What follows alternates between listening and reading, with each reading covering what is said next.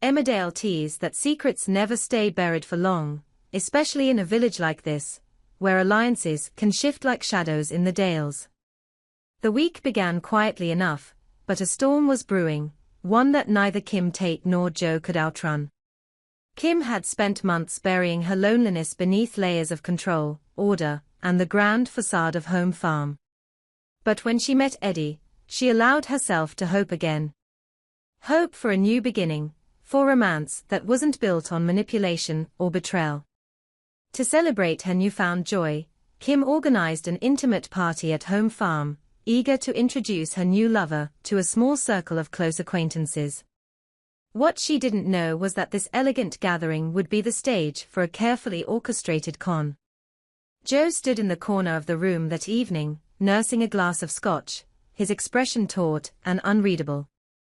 The sight of Eddie, smiling, suave, and ingratiating, sent Joe's blood boiling. He'd known that name before. But seeing Eddie in the flesh, now linked to Kim, confirmed what he had feared: Crowley was back. And worse, Crowley had reinvented himself under this new alias, charming his way into Kim's trust. Every time Kim laughed at one of Eddie's anecdotes, Joe's jaw clenched tighter.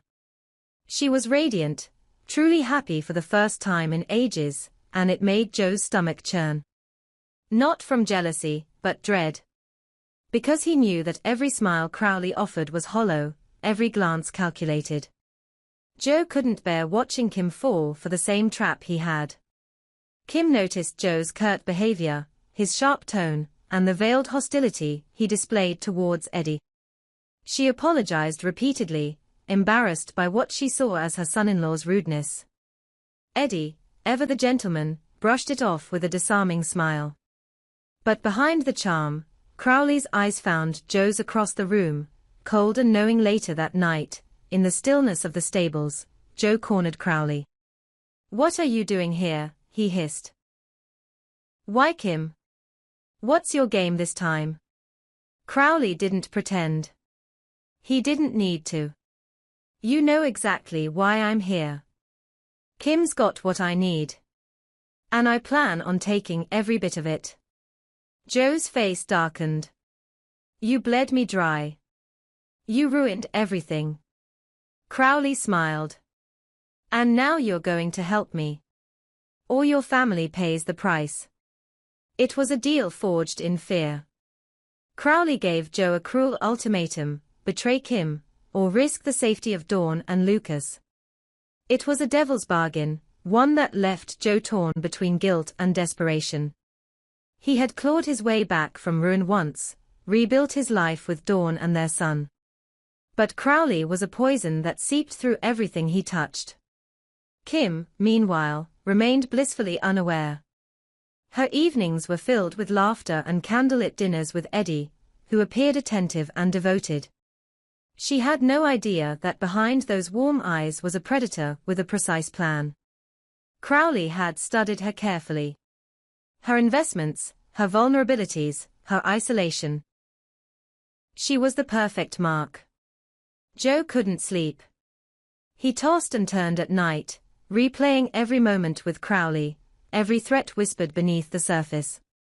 When Lucas giggled while playing with one of Crowley's lackeys near the playground, Joe's heart dropped. He rushed over, pulling the boy away.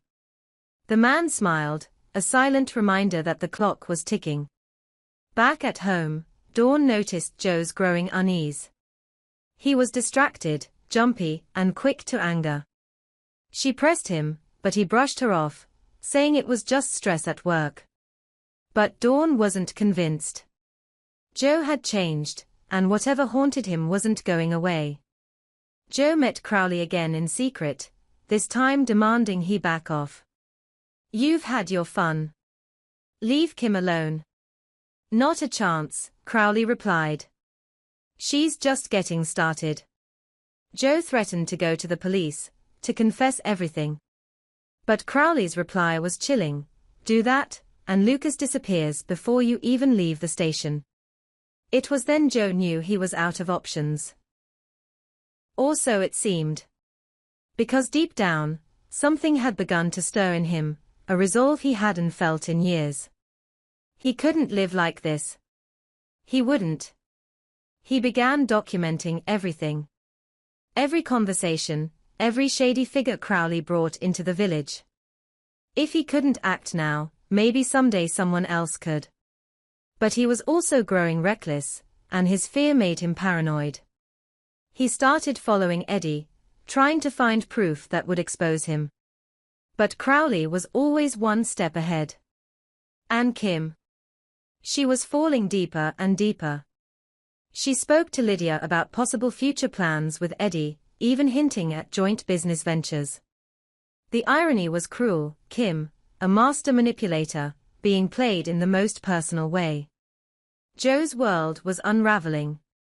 He stood on a precipice, with Dawn growing more suspicious, Crowley tightening his grip, and Kim blindly heading toward disaster. The final blow came when Joe returned home one evening to find a note, taped to Lucas' favorite toy. One word to anyone, and he's gone. Joe sat alone in the dark that night, the weight of his secrets suffocating. He stared at the note, trembling with rage and helplessness. Somewhere in the shadows, Crowley was watching. And he wasn't done yet. The fallout from Crowley's arrest rippled across the village like thunder in a valley, sharp, echoing, and impossible to ignore. Though the threat had been neutralized, the consequences continued to bloom in quiet corners. Kim's pride was wounded. She had allowed herself to believe again, to love again, only to realize she'd been prey in a much larger game. But rather than retreat into bitterness, Kim redirected her fury. She launched an investigation into her financial records, looking for any hidden tendrils of Crowley's manipulations. She found several. Subtle transactions, forged authorizations, proof that Eddie had begun siphoning her investments even before the party. She quietly plugged the leaks, fired her financial advisor for negligence, and ordered a total audit. It was damage control, but it was also vengeance. Behind the scenes, she made sure Crowley's remaining associates were blacklisted, cutting off any chance he had of crawling back into society. And she vowed that next time, if there was a next time, she'd strike first. Joe, for his part, struggled with reintegration. Though his actions had helped bring Crowley down, he remained haunted by the knowledge that he'd kept secrets from the people who mattered most. Dawn supported him, but trust wasn't instantly repaired. Their conversations were laced with caution, as if both feared the old fractures might reopen.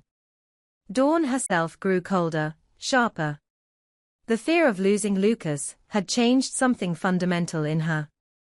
She began attending self-defense classes, kept a close eye on unfamiliar faces, and insisted Lucas be escorted to school every day. Protective instinct burned through her every decision, and it became clear she would never allow her family to be vulnerable again. Lucas, too young to understand the full scope of the threat, had nightmares for weeks. But he never let go of the toy plane. Joe saw it as a reminder of failure, Dawn saw it as a warning. Together, they decided to leave it locked away, a symbol of what they'd endured and survived. As weeks turned into months, Kim began distancing herself from village life. She rejected invitations to local gatherings, withdrew from the board of the Agricultural Committee, and became more focused on regaining her influence on her own terms. Those closest to her noticed a new chill in her demeanor, not coldness, exactly, but precision. Calculation. She didn't speak much about Eddie, nor did she allow the name Crowley to pass her lips. But the steel in her eyes was unmistakable. She was waiting and watching. Then came the letter. It arrived at Home Farm in an unmarked envelope, slipped through the gate late one evening.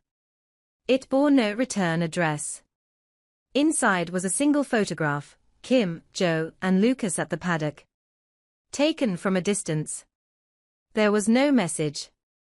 Kim summoned Joe immediately. He stared at the photo for a long time, his face unreadable. He can't be back. He's in custody. Then someone else is watching, Kim said. Her voice was flat. Joe and Dawn began re-examining everything. Was Crowley working alone after all? Or had someone else picked up where he left off? They returned to the police, but with little evidence and no clear suspect, there was little that could be done. One night, as Joe sat watching the CCTV feed he'd installed at home, a shape flickered past the gate camera. Too fast to identify, too deliberate to be random. It was gone in seconds. He didn't tell Dawn. Not yet. Kim, meanwhile, began reaching out, quietly, to contacts from her past. Business associates, rivals, old enemies turned tenuous allies. She began compiling a list, people who might profit from her downfall. People who might see opportunity in Crowley's failure. She didn't trust the law to handle it. Joe and Kim met again, this time not as adversaries, but as something resembling co-conspirators. They shared what they knew, what they feared. The photograph. The shadows. The sense of being watched. Whatever's coming, Kim said as she looked out over the valley, we finish it this time. Completely. Joe nodded. There was no room for half measures. In the distance, the sun dipped behind the hills, casting long shadows over Emmerdale. The village was quiet again.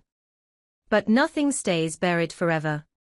It was nearly spring when the next move came, a silent shift, almost unnoticeable unless you were looking closely. Kim was looking.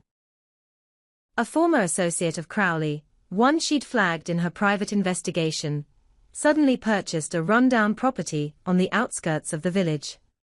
On paper, it was a restoration project. But Kim recognized the name, Marcus Wynne. A silent financier in several of Crowley's old ventures. Quiet, clever, and far more dangerous, because he didn't operate with flair like Crowley had. He was discreet, and that made him lethal. Kim didn't hesitate. She contacted Joe and showed him the property transfer. He's not here for the scenery, she said. This isn't over. Joe's instinct was to leave. Pack up Dawn and Lucas, disappear for a few years, maybe start over somewhere no one knew their names. But Kim wouldn't hear of it. If we run, she said, they'll keep coming. If we stay, we fight. Joe knew she was right. And for once, they were on the same side, entirely. They launched a plan, not revenge, but a preemptive strike. Kim used her remaining contacts to initiate a background sting on Marcus Wynne. Joe played the role of the vulnerable father again, making himself visible and seemingly careless. He let himself be seen, followed Wynne's men when they scouted nearby shops, and waited for the net to tighten. Dawn, reluctantly, supported the plan. But she made one demand: Lucas would be sent away temporarily, to her sister's farm down south. Joe resisted at first, but agreed. Lucas didn't understand, but he was happy with the idea of cows and wide fields. One evening, while watching security footage, Kim caught Wynne meeting with a local builder, one who'd been working near the back hills. They weren't discussing renovations. They were discussing access tunnels, unused mine shafts running under the valley. That night, Joe and Kim met in the old wine cellar of Home Farm. They are planning something physical, Kim said. Maybe a break-in. Or worse. Joe nodded. I think they want leverage. Dawn joined them, voice grim. And they're not going to stop until they get it. The final act came on a stormy night. Rain slicked the cobbled streets, and the wind howled like a warning. Just before midnight, Joe's motion sensors tripped. Cameras flared to life. 3 men. Masks. Armed. They were headed for Kim's stables. But they weren't alone. Joe had stationed 2 plainclothes officers nearby, and Kim had bribed the local night patrol to stay close. The trap was laid. It ended quickly. One man was arrested on the spot. Another fled and was caught at the main road by dawn. Marcus Wynne was nowhere to be seen. But inside the jacket of one intruder was a list: names, schedules, security weaknesses. Joe. Kim. Dawn. It was enough. Warrants were issued. Wynne's property was raided. Documents connected him to multiple shell companies previously tied to Crowley. By the end of the week, he vanished. Kim sat alone at home farm, watching the valley settle into silence. Joe joined her with 2 glasses of brandy. "We did it," he said. She gave a thin smile. "No. We survived it. There's a difference." Lucas returned a few days later, running into Joe's arms, unaware of how close the darkness had come. Dawn kissed Joe's forehead that night and whispered, "No more secrets." And for the first time in what felt like forever, Joe believed they could live that promise. The village went quiet again, not from fear, but peace. For now. Because in Emmerdale, the calm never lasts forever. But for Kim, Joe, Dawn, and Lucas, this was their ending. Not neat. Not easy. But theirs. And they'd earned it.